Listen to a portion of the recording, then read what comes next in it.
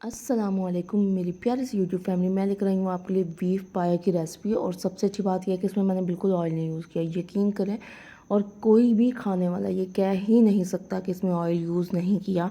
बहुत healthy recipe है। तो हम टाइम ज़ाया किए बगैर चलेंगे अपनी रेसिपी की तरफ। टन टन।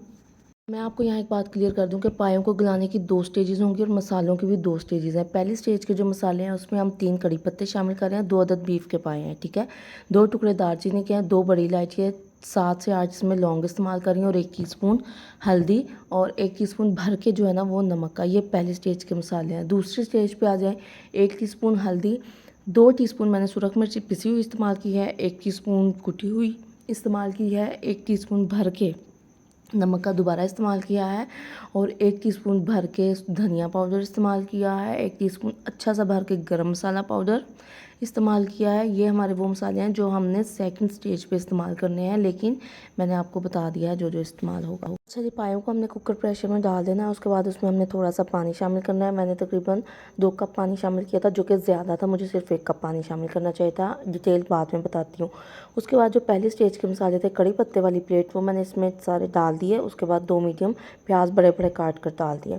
इसको हमने वेट बंद कर देना है और हमने ये करना है कि जब हमारा वेट हिलने लगेगा तो हमने आँच बिल्कुल कम कर लेनी है।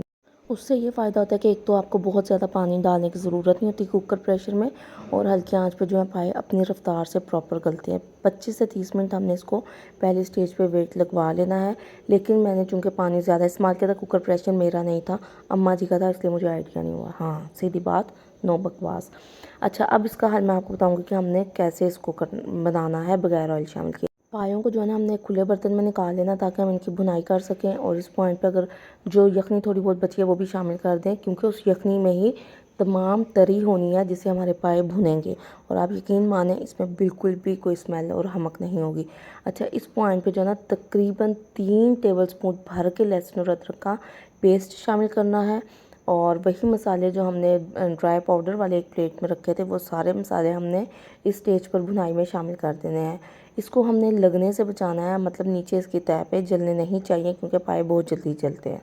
उसके बाद हमने तकरीबन 1.5 कप दही लेना है और उसको हमने थोड़ा थोड़ा शामिल करते जाना है और इन पायों को अच्छे से भून लेना।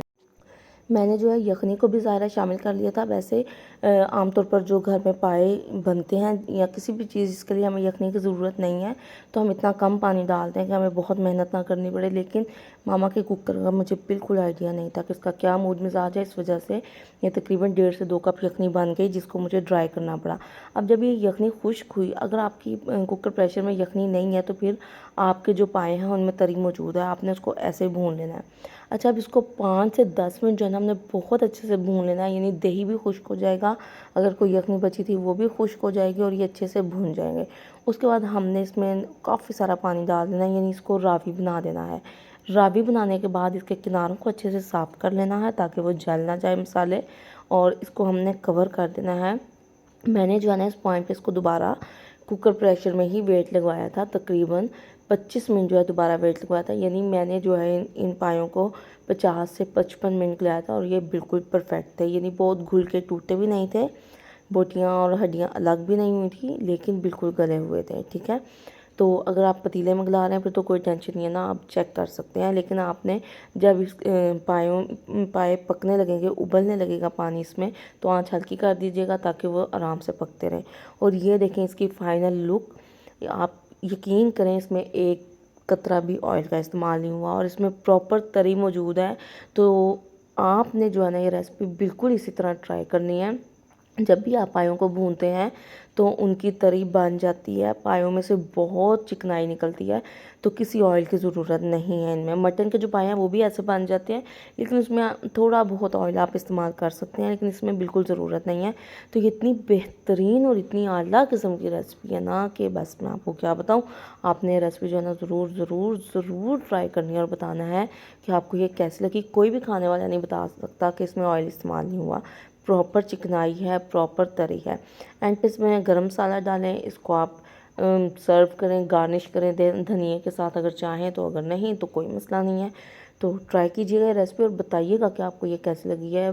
दुआओं में याद रखिएगा। ज़िंदगी रही तो फिर हाजिर होंगे मज़ीद कुछ सीधी रेसिपीज़ के साथ। अल्लाह ने के मामा।